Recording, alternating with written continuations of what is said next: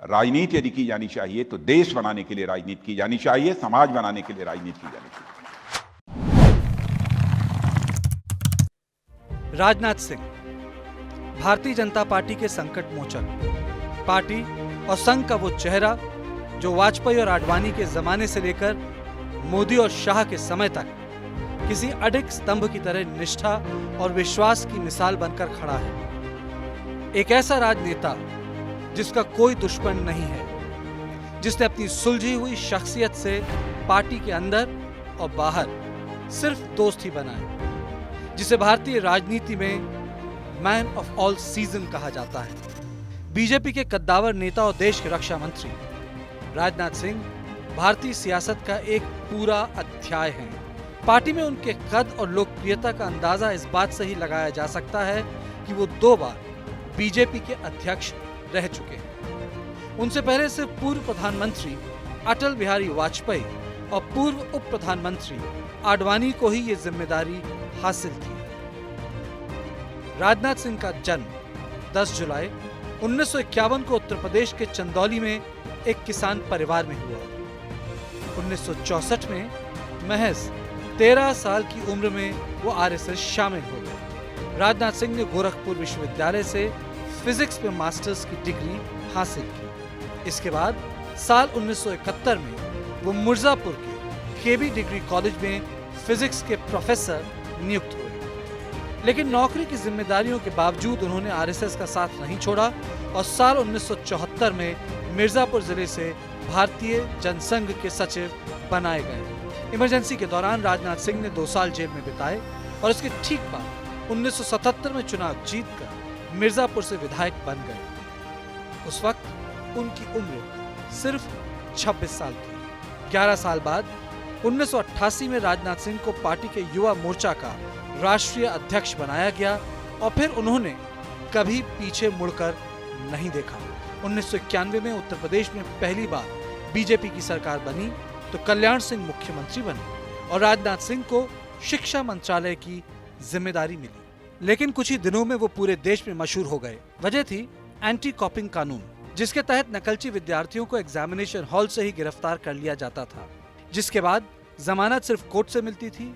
कानून लागू होते ही पूरे राज्य में हाय तौबा मच गई। हालांकि इसका नुकसान राजनाथ सिंह को भी झेलना पड़ा। कल्याण सिंह की सरकार गिरने के बाद 1993 में हुए चुनाव में राजनाथ लखनऊ के पास की अपनी महुना सीट से हार गए। इसके बाद 1994 में वो राज्यसभा सांसद चुने गए और साल 1997 में उत्तर प्रदेश बीजेपी के अध्यक्ष बनाए गए। यूपी में साल 1996 में हुए चुनावों में किसी पार्टी को बहुमत नहीं मिला। 6 महीने की डील कर बसपा और बीजेपी ने सरकार बनाई। पहले 6 महीने मायावती मुख्यमंत्री रहीं, फिर कल्याण सिंह की बारी आई, लेकिन कुछ ही दिनों में बसपा ने अपना समर्थन वापस ले लिया। कल्याण सिंह की सरकार बचाकर इसी दौरान राजनाथ ने अपना पहला बड़ा पॉलिटिकल मैनेजमेंट दिखाया। फिर साल 2000 में वो उत्तर प्रदेश के मुख्यमंत्री बने। हालांकि 2002 में उनके नेतृत्व में बीजेपी को उत्तर प्रदेश में करारी हार का सामना करना पड़ा। इसके 1 साल बाद उन्हें केंद्र में अटल बिहारी वाजपेयी की सरकार में कृषि मंत्री की जिम्मेदारी दी गई। इस दौरान राजनाथ सिंह ने किसान कॉल सेंटर, फसल बीमा योजना और किसान क्रेडिट कार्ड जैसी लोकप्रिय योजनाएं शुरू की। हालांकि वो लंबे समय तक कृषि मंत्री नहीं रह सके क्योंकि साल 2004 के लोकसभा चुनावों में एनडीए को जीत हासिल नहीं हुई। 1 साल बाद 2005 में आडवाणी के जिन्ना प्रकरण के बाद उनकी जगह राजनाथ सिंह को बीजेपी का अध्यक्ष बनाया गया। लाल कृष्ण आडवाणी ने पाकिस्तान के दौरे में जिन्ना की मजार पर जाकर उन्हें सेक्युलर बता दिया तो संघ उनसे नाराज हो गया। लौटकर आडवाणी ने बीजेपी अध्यक्ष पद से इस्तीफा दे दिया तो ताजपोशी के लिए राजनाथ सिंह को ही सबसे योग्य उम्मीदवार माना गया। फिर साल 2009 के लोकसभा चुनावों में राजनाथ गाजियाबाद सीट से जीतकर लोकसभा तो पहुंच गए, लेकिन एनडीए गठबंधन एक बार फिर सरकार बनाने में नाकाम रहा, जिसके बाद नितिन गडकरी को बीजेपी का अध्यक्ष बनाया गया। हालांकि साल 2014 के लोकसभा चुनावों से 1 साल पहले करप्शन के एक मामले में नाम आने के बाद गडकरी को पार्टी अध्यक्ष के पद से इस्तीफा देना पड़ा और एक बार फिर संकट मोचा राजनाथ ने बीजेपी अध्यक्ष का कार्यभार संभाला।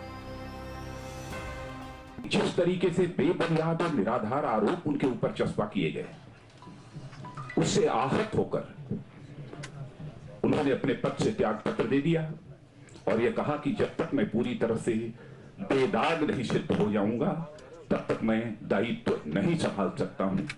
उन परिस्थितियों में मुझे यह जिम्मेदारी संभालनी पड़ी है।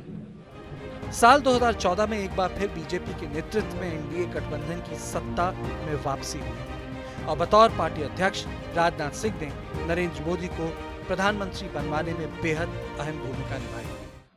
संसदीय दल ने यह फैसला किया है कि श्री नरेंद्र मोदी को आगामी लोकसभा चुनाव के लिए प्राइम मिनिस्ट्रियल कैंडिडेट के रूप में प्रोजेक्ट किया जाए। केंद्र में नरेंद्र मोदी की सरकार बनी तो राजनाथ सिंह सरकार में नंबर 2 बन गए। उन्हें गृह मंत्रालय की जिम्मेदारी सौंपी गई।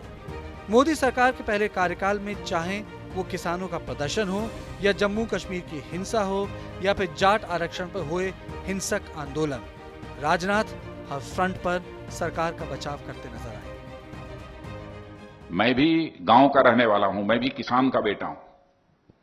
इतना मैं कह सकता हूं किसान भाइयों को कि हमारी एनडीए की सरकार, बीजेपी की सरकार